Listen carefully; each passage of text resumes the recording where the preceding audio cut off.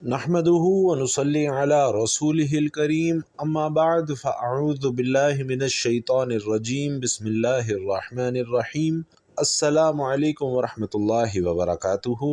ناظرین، جو انسان تہجد کے لیے نہیں اٹھ سکتا وہ یہ ایک لفظ پڑھ لے، اسے انشاءاللہ تہجد کے برابر ثواب ملے گا۔ ابھی ایک بار پڑھ لیں۔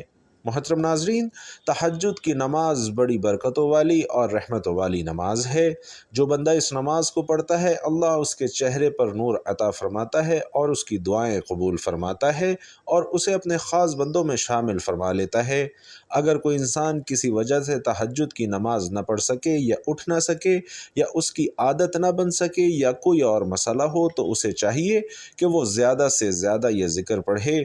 ناظرین، نماز تہجد ایک ایسی عبادت ہے جو رات کے آخری حصے میں پڑھی جاتی ہے، جس کی کم سے کم تعداد 2 رکعت ہے، جس کے پڑھنے کے لیے رسول اکرم صلی اللہ علیہ وسلم نے خاص ترغیب دی ہے اور اللہ تعالیٰ نے تہجد پڑھنے والوں کی تعریف کی ہے اور ان کے لیے بڑے اجر و عظیم کا وعدہ فرمایا ہے، اور یہ فرض نمازوں کے بعد سب سے افضل نماز ہے۔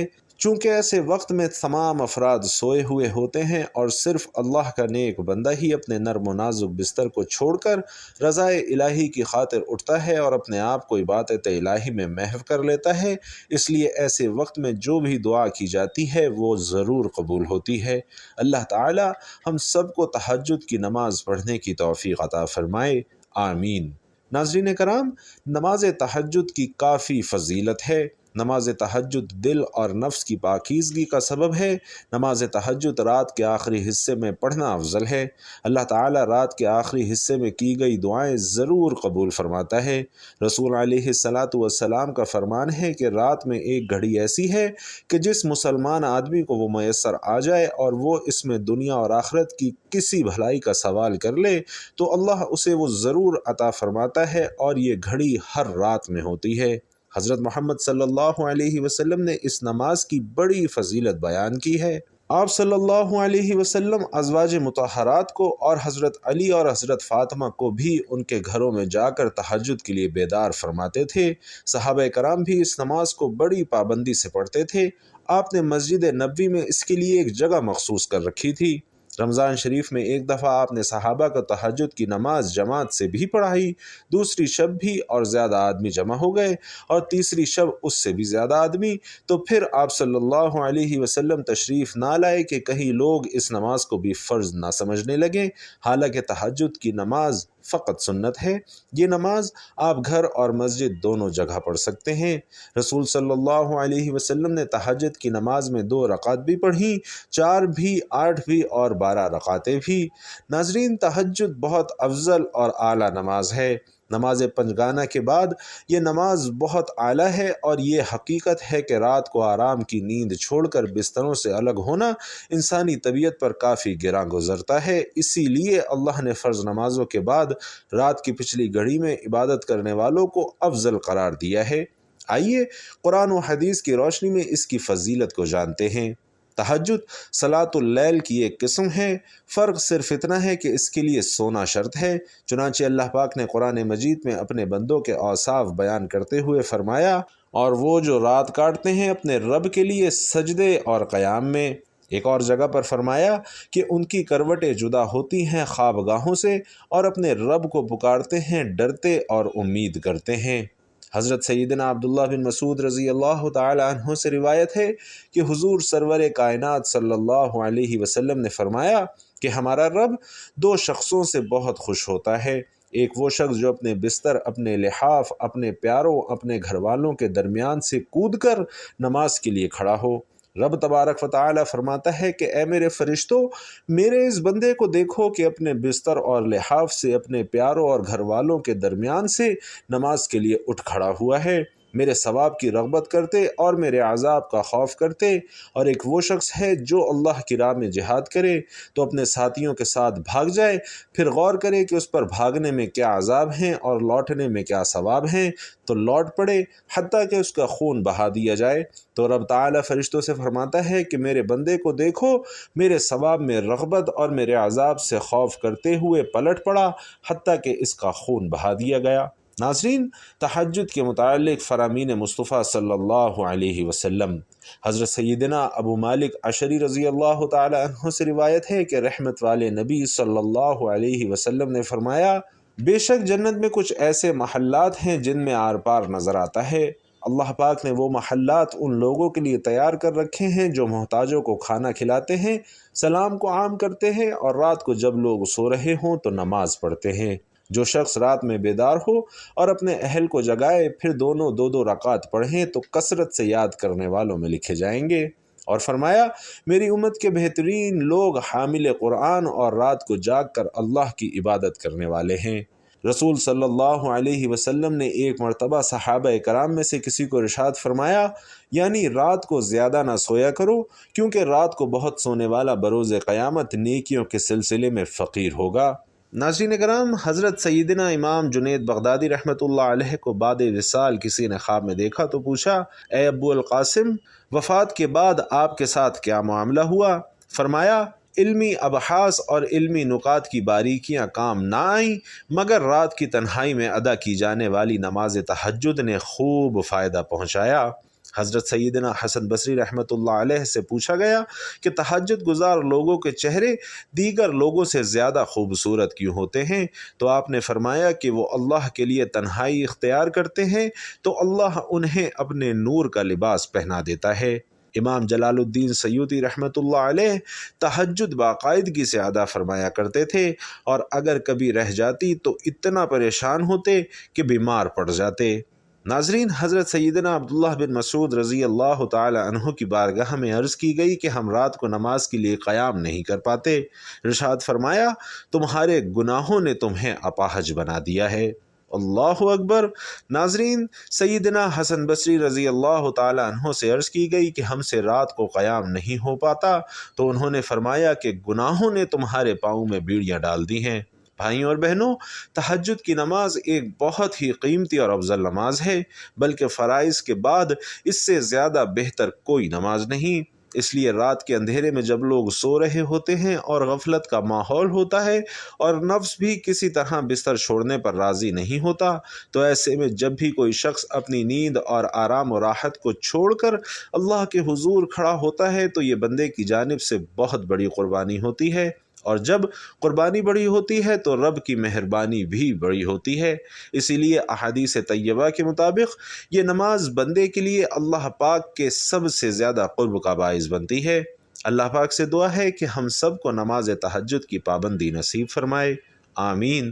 ناظرین، فرائض کے بعد سب سے زیادہ فضیلت والی نماز تہجد ہی ہے۔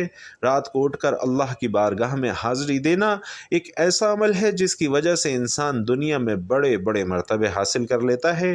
رات کی تنہائی میں بندہ راحت اور آرام کو چھوڑ کر سردی اور گرمی کی شدت برداشت کر کے وضو کر کے جب بندہ اللہ کی بارگاہ اقدس میں حاضر ہو جاتا ہے تو وہ اللہ کا قرب تلاش کرتا ہے اور اللہ کی رحمت جوش میں آ جاتی ہے، اور وہ اپنے بندوں کو اپنے قرب اور لطف سے مالا مال فرما دیتا ہے۔ نماز تہجد پڑھنے سے دل کو سکون آتا ہے، دعائیں قبول ہوتی ہیں اور چہرہ منور ہو جاتا ہے۔ حضرت حسن بصری رحمۃ اللہ علیہ سے پوچھا گیا کہ تہجد پڑھنے والوں کا چہرہ اتنا حسین کیسے ہوتا ہے؟ تو آپ نے فرمایا کہ جب وہ اپنے رب کے ساتھ خلوت اختیار کرتے ہیں تو اللہ ان پر اپنے نور کا لباس چڑھا دیتا ہے۔ رات کو اٹھ کر اللہ کی بارگاہ میں حاضری دینا اللہ کے خاص بندوں کا عمل ہے۔ پیارے آقا صلی اللہ علیہ وسلم نے فرمایا کہ قیامت کے دن شب بیداری کرنے والوں کی سواریاں براق ہوں گی اور ان کی رنگت یاقوت سرخ کی مانند ہوگی۔ اہل محشر پوچھیں گے، باری تعالیٰ یہ کون لوگ ہیں؟ تو حکم ہوگا، یہ وہی لوگ ہیں جو راتوں کو نیند چھوڑ کر میری عبادت میں مصروف رہتے تھے جب تم لوگ سوتے تھے۔ یہ میرے محبوب ہیں، یہ میرے محبوب ہیں۔ حضرت ابو امامہ رضی اللہ تعالی عنہ سے روایت ہے کہ رحمت عالم صلی اللہ علیہ وسلم نے ارشاد فرمایا، تم ضرور قیام لیل کیا کرو، یعنی نماز تہجد پڑھا کرو، کیونکہ وہ تم سے پہلے صالحین کا شیوہ، شعار اور طریقہ رہا ہے اور قرب الہی کا تمہارے لیے خاص وسیلہ ہے، اور وہ برائیوں کو مٹانے والی اور گناہوں سے محفوظ رکھنے والی چیز ہے۔ ناظرین کرام، خالق کائنات نے اپنی خاص حکمت کے تحت دن کو روشن اور رات کو پرسکون بنایا۔ رات کے سناٹے میں جیسا سکون عموماً آرام میں اور خصوصاً عبادت میں ملتا ہے، ویسا کسی دوسرے وقت میں نہیں ملتا، اور یہی وجہ ہے کہ رات کی تنہائی میں عوام تو خواب غفلت میں مست ہوتے ہیں، مگر خواص یاد الہی میں مشغول ہو جاتے ہیں، بلکہ یہ لوگ رات کا انتظار کرتے ہیں۔ نماز تہجد کی 4 خصوصیات سن کر آپ کا ایمان تازہ ہو جائے گا، جس کی پہلی خصوصیت یہ ہے کہ وہ دور قدیم سے صلحاء کا شعار، طریقہ اور ان کی عبادت رہی ہے۔ اس میں 2 باتوں کی طرف اشارہ ہے۔ ایک تو یہ کہ جب سابقہ کے اولیاء اور صلحاء نماز تہجد کا اہتمام کرتے تھے تو تمہیں بطریق اولا اس کا اہتمام کرنا چاہیے، کیونکہ تم تو خیر الامم ہو۔ دوسرا یہ اس طرف اشارہ ہے کہ نماز تہجد صالحین کا شیوہ ہے، جو اس کا اہتمام نہیں کرتا وہ صالحین میں سے نہیں ہے۔ ایک حدیث کا مفہوم ہے کہ میری امت کے شرفاء حاملین قرآن، یعنی قرآن کو پڑھنے، سمجھنے اور اس پر عمل کرنے والے اور تہجد گزار لوگ ہیں۔ نماز تہجد کی دوسری خصوصیت یہ ہے کہ وہ قرب الہی کا وسیلہ ہے، اس سے رب کریم کی قربت اور محبت نصیب ہوتی ہے۔ ایک حدیث کا مفہوم ہے کہ اللہ اپنے بندے کے سب سے زیادہ قریب رات کے آخری پہر میں ہوتا ہے، لہٰذا تم بھی اس وقت کے یاد کرنے والوں میں ہو سکتے ہو تو ضرور ہو جاؤ۔ تہجد اور ذکر اللہ کے ذریعے اس کا قرب بآسانی حاصل ہو سکتا ہے۔ ظاہر ہے کہ ایک بندے کے لیے اس سے بڑی کوئی سعادت ہرگز نہیں ہو سکتی، کیونکہ ساری شریعت، عبادات اور اطاعت سے مقصود معبود حقیقی کی قربت اور محبت ہی تو ہے، جو نماز تہجد سے بآسانی حاصل ہو سکتی ہے۔ ملا علی قاری رحمۃ اللہ علیہ فرماتے ہیں، اس میں اس حدیث قدسی کی طرف اشارہ ملتا ہے جس میں رب العالمین نے فرمایا کہ بندہ برابر نوافل کے ذریعے میرا قرب حاصل کرتا رہتا ہے، یہاں تک کہ میں اس سے محبت کرنے لگتا ہوں۔ سبحان اللہ! اور نوافل میں افضل ترین نماز تہجد ہے، جیسا کہ حدیث کا مفہوم ہے کہ فرض نمازوں کے بعد سب سے افضل نماز تہجد کی نماز ہے۔ لہٰذا اللہ کی محبت اور قربت کے حصول کا یہ اہم ترین ذریعہ اور اہم ترین وسیلہ ہے۔ حضرت شیخ الزماں فرماتے ہیں کہ صوفیاء اور مشائخ، ان کے لیے تہجد مثل براق ہے، جیسے شب معراج میں حضور صلی اللہ علیہ وسلم براق کے ذریعے آن کی آن میں کہاں سے کہاں پہنچ گئے، اسی طرح صوفیاء بھی تہجد کے ذریعے کہاں سے کہاں پہنچ جاتے ہیں۔ ناظرین، نماز تہجد کی تیسری خصوصیت یہ ہے کہ وہ کفارہ سیئات کا ذریعہ ہے۔ ارشاد باری تعالیٰ کا مفہوم ہے کہ نیکیاں برائیوں کو مٹا دیتی ہے، اور نماز تہجد بہت بڑی نیکی ہے۔ اس سے حق تعالیٰ گناہوں کو مٹاتے ہیں، جیسے موسم پتجھڑ میں تیز و تند ہوا درختوں سے سوکھے پتوں کو گرا دیتی ہے، اسی طرح نماز تہجد گناہوں کو مٹا دیتی ہے۔ اور ناظرین، اس کی چوتھی خصوصیت یہ ہے کہ وہ گناہوں سے بچاتی ہے، اور ترک معاصی سے تہجد کی توفیق نصیب ہوتی ہے، اور تہجد سے حفظ معاصی کی توفیق ملتی ہے۔ حدیث میں ہے کہ حضور صلی اللہ علیہ وسلم سے کسی کے متعلق یہ شکایت کی گئی کہ فلاں آدمی رات کو تہجد تو پڑھتا ہے مگر دن میں چوری کرتا ہے، تو آپ صلی اللہ علیہ وسلم نے فرمایا ان قریب ہے کہ اس کو تہجد کی نماز اس برائی سے روک دے گی، کیونکہ نماز کی یہی خاصیت ہے کہ اگر اسے صحیح طریقے پر قائم کیا جائے تو وہ نمازی کو برائیوں سے روکتی ہے۔ الغرض نماز اور تہجد سے حفظ معاصی کی توفیق ملتی ہے۔ حسن بصری رحمۃ اللہ علیہ کی خدمت میں ایک شخص حاضر ہو کر کہنے لگا کہ حضرت، تہجد کی توفیق نہیں ملتی، کوئی ترتیب بتلائیے۔ تو آپ رحمۃ اللہ علیہ نے فرمایا کہ دن میں معاصی سے اجتناب کرو تو رات میں تہجد کی توفیق خود بخود نصیب ہوگی۔ معلوم ہوا کہ ترک معاصی اور توفیق تہجد لازم اور ملزوم ہیں۔ اللہ تعالی ہمارے تمام گناہوں کو معاف فرمائے اور ہمیں تہجد کی نماز پڑھنے کی توفیق عطا فرمائے، آمین۔ ناظرین، ایک حدیث میں پیارے نبی صلی اللہ علیہ وسلم نے فرمایا کہ اے لوگو، جو بندہ تہجد کی نماز کسی وجہ سے نہ پڑھ سکے تو اسے چاہیے کہ زیادہ سے زیادہ سبحان اللہ و بحمدہ سبحان اللہ العظیم کا ذکر کرے۔ حضرت ابو ذر رضی اللہ تعالی عنہ سے روایت ہے کہ رسول علیہ الصلاۃ والسلام سے سوال کیا گیا، اللہ کے ذکر کے لیے کون سا کلمہ افضل ہے؟ تو آپ صلی اللہ علیہ وسلم نے فرمایا، جسے اللہ نے اپنے فرشتوں کے لیے یا ان سمیت اپنے تمام بندوں کے لیے منتخب فرمایا، یعنی سبحان اللہ و بحمدہ سبحان اللہ العظیم۔ اس میں ہر نعمت کے لیے اللہ کی حمد کے ساتھ ہر ناشایان چیز سے اس کی پاکیزگی بیان کرتا ہوں۔ نبی کریم صلی اللہ علیہ وسلم نے فرمایا کہ جو شخص 100 مرتبہ اللہ کی تسبیح یعنی سبحان اللہ و بحمدہ سبحان اللہ العظیم بیان کرے تو اللہ اسے 1000 نیکیاں عطا فرماتے ہیں۔ نیز صحیح مسلم کی دوسری روایت میں سبحان اللہ کے ساتھ و بحمدہ پڑھنے کا اضافہ ہے، اور اس کی فضیلت یہ ارشاد فرمائی کہ جو شخص روزانہ 100 مرتبہ یہ تسبیح پڑھتا ہے اس کے گناہ معاف کر دیے جاتے ہیں، اگرچہ وہ سمندر کی جھاگ کے برابر ہوں۔ اسی طرح صحیح مسلم کی ہی ایک روایت میں اس تسبیح کی یہ فضیلت بھی ذکر کی گئی کہ جو اس تسبیح کا اہتمام کرے گا روز قیامت یہ شخص سب سے زیادہ اعمال والا ہوگا، یہ کہ کوئی اتنی ہی مقدار میں یہ تسبیح کہے یا اس سے زیادہ۔ ناظرین، اللہ کے نبی صلی اللہ علیہ وسلم بتا رہے ہیں کہ جس نے دن میں 100 بار سبحان اللہ و بحمدہ سبحان اللہ العظیم کہا اس کے گناہ بخش دیے جاتے ہیں اور گناہ مٹا دیے جاتے ہیں، چاہے وہ سمندر میں موجود اور لہروں کے وقت ظاہر ہونے والے سفید جھاگ کے برابر ہی کیوں نہ ہو۔ یہ اجر و ثواب میں دن میں لگاتار یہ دعا پڑھنے والے اور وقفے وقفے سے پڑھنے والے دونوں کو حاصل ہوگا۔ تسبیح کا مطلب ہے اللہ کو تمام نقائص سے پاک ماننا، اور حمد کا مطلب ہے کہ اسے ہر اعتبار سے کامل ماننا اور ساتھ میں اس سے محبت رکھنا اور اس کی تعظیم رکھنا۔ اس حدیث میں گناہوں کی معافی سے مراد صغیرہ گناہوں کی معافی ہے، کیونکہ کبیرہ گناہوں کے لیے توبہ ضروری ہے۔ رسول صلی اللہ علیہ وسلم نے ایک دن صحابہ اکرام سے فرمایا کہ سبحان اللہ و بحمدہ سبحان اللہ العظیم 100 مرتبہ پڑھو، کیونکہ جس نے اسے 1 مرتبہ پڑھا اس کے لیے 10 نیکیاں لکھی جائیں گی، جس نے اسے 10 مرتبہ پڑھا اس کے لیے 100 نیکیاں لکھی جائیں گی، اور جس نے اسے 100 مرتبہ پڑھا اس کے لیے 1000 نیکیاں لکھی جائیں گی، اور جو زیادہ پڑھے گا تو اللہ رب العزت بھی اسے زیادہ عطا کریں گے، اور جو اللہ رب العزت سے بخشش طلب کرے گا تو اللہ رب العزت اسے بخش دیں گے۔ ناظرین، اس کو پڑھنے کی وجہ سے اللہ رب العالمین اسے تہجد پڑھنے کے برابر ثواب عطا فرمائیں گے، تو زیادہ سے زیادہ اس کو آپ دن اور رات میں پڑھتے رہیں، اس کی وجہ سے آپ کو تہجد پڑھنے والوں کے برابر اجر ملتا رہے گا۔